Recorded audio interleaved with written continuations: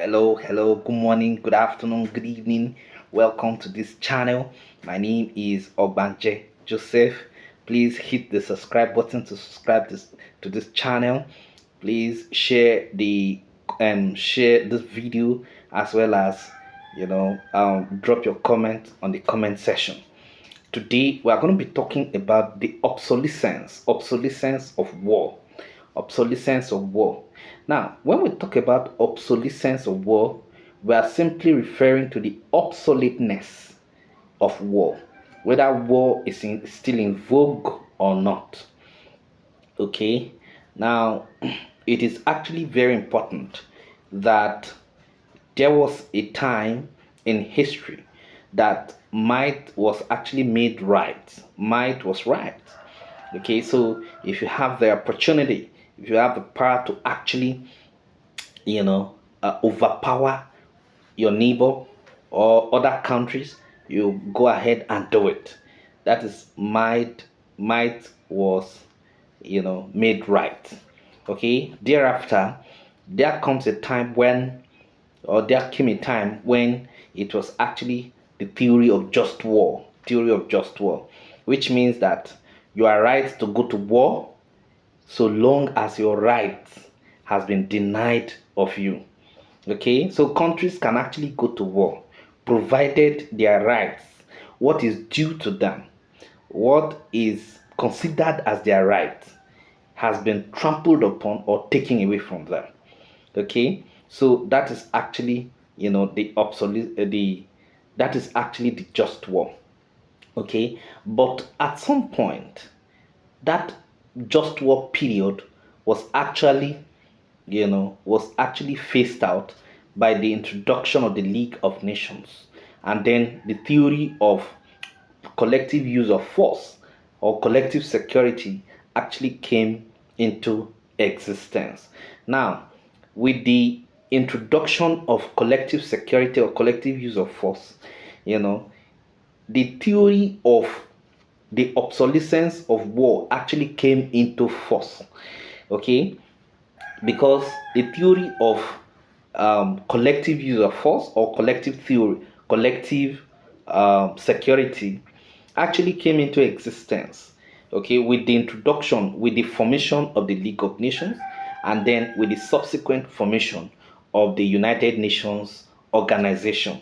Now, with the formation or establishment of the United Nations organization, okay, war countries are not allowed to actually fight war on its own, okay, except for three major reasons. Number one, if their national security is being threatened and they are actually, responding to a threat, to neutralize that threat. That's number one. Okay, then number two, if it's actually in response to if it's in response to actually self-defend one's nation. Okay, that is actually the second aspect in which war can actually be tolerated. And then thirdly, if it is against a perceived threat or actual threat, okay, at that point a nation can actually go to war. Otherwise, it is actually the theory of collective use of force that the United Nations is actually basically formed for. Okay, so before we even go ahead, what is even this war? What is war? War can be defined as a situation of fighting between countries, groups, etc. For instance, if Iraq is fighting Iran, okay, you can actually say that that is war. It is a situation in which there is um there is large scale, okay, armed confrontation between two or more groups. Okay, so that is actually what is known as war. It means fighting biological, chemical, and nuclear the fight, it means the fight that involves the use of biological, chemical, nuclear, you understand, and other things that can actually be employed, or be deployed, in the battlefront. Okay, so that is actually what it is. Okay, basically there are two types of war. We have the conventional warfare, and then we have the irregular warfare.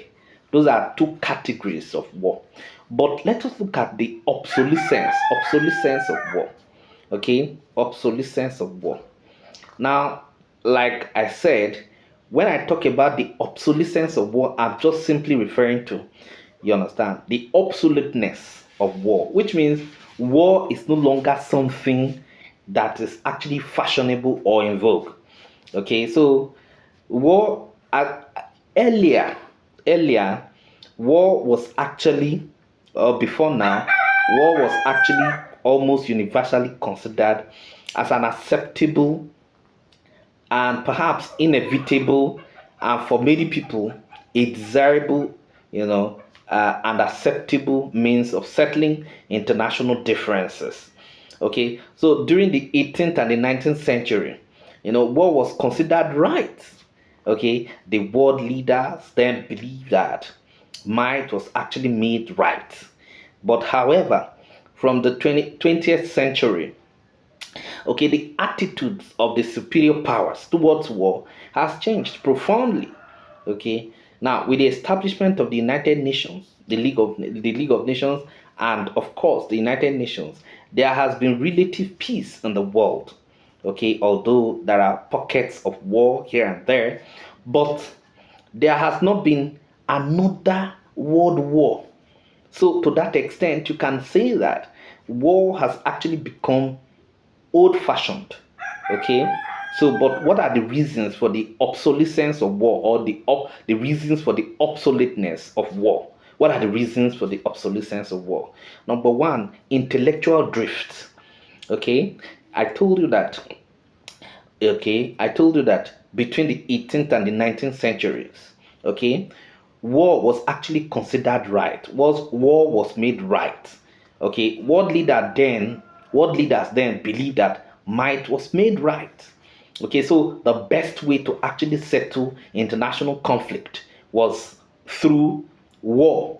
Okay, so but over time there is an intellectual drift to say we cannot continue to actually kill our people, destroy, maim, destroy lives and properties of people because we want to settle, okay, differences. So there is an intellectual drift, and that intellectual drift has actually made war to become obsolete. That's number one. Number two is the formation of the United Nations organization. Now, with the formation of the United Nations organization and its agency or its organ, the United Nations Security Council, and some other organs, okay, you can see that, the primary purpose, the primary reason for the formation of the United Nations organization is to ensure that there is world peace. And so United Nations ensures or does everything possible to ensure that people are actually discouraged from taking up arms against themselves.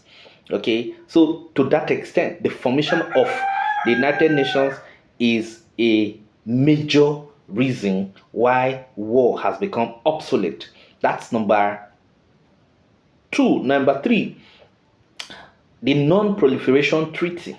Okay, now we have nuclear non-proliferation treaty. We have the South 1 and the South 2.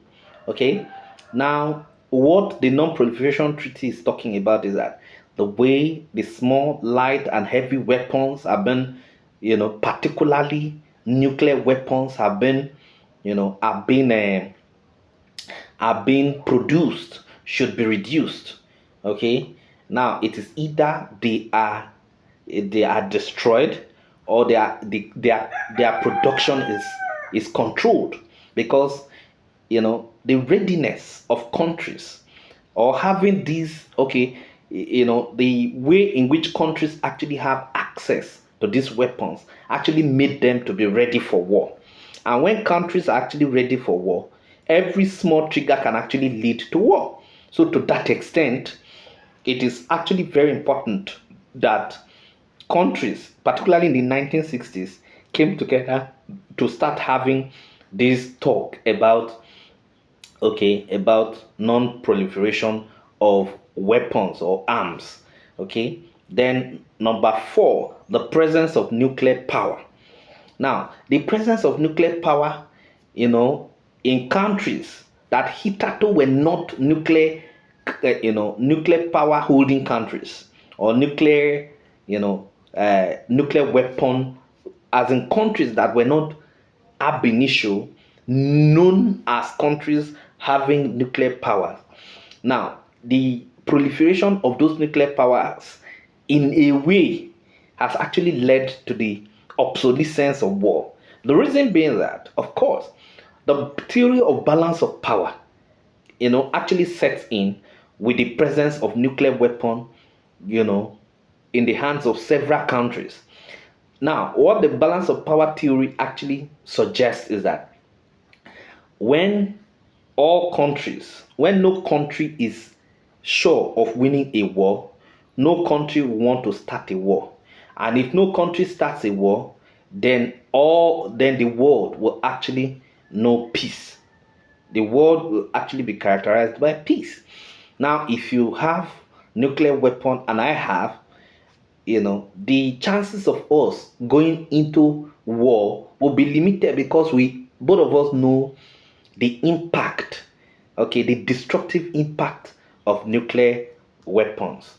Okay, that is number four. Then number five, balance of power theory. I've explained the theory of balance of power to mean that, okay, now if power is balanced, people will not actually start a war. Okay, now, the reason people will not start a war is because they are not sure of winning a war.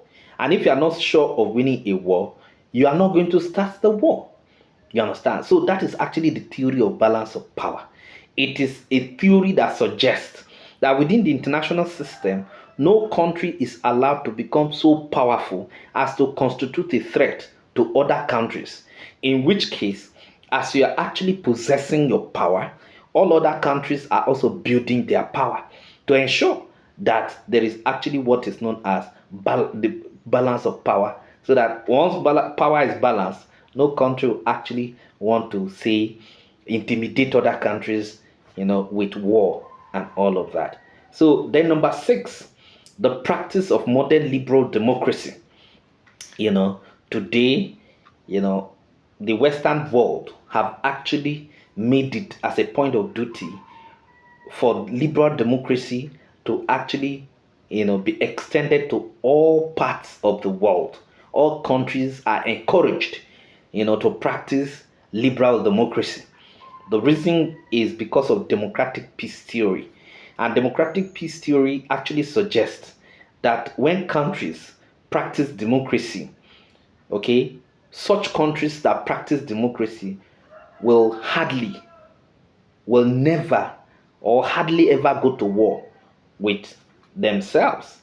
Okay, the reason being that, of course, if you practice democracy and I practice democracy, there is a possibility that we will not want to actually thwart our developmental strides.